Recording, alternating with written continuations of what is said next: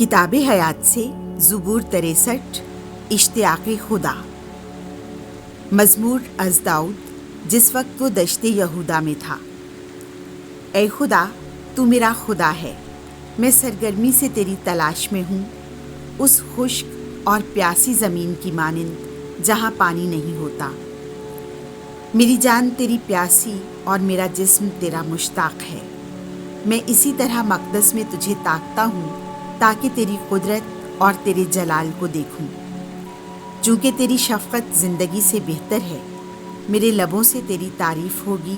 मैं ज़िंदगी भर तुझे यूं ही मुबारक कहा करूँगा। मैं तेरा नाम लेकर अपने हाथ उठाया करूँगा। मेरी जान गोया गूदे और चर्बी से सैर होगी और मेरा मुँह मसरूर लबों से हम्द करेगा।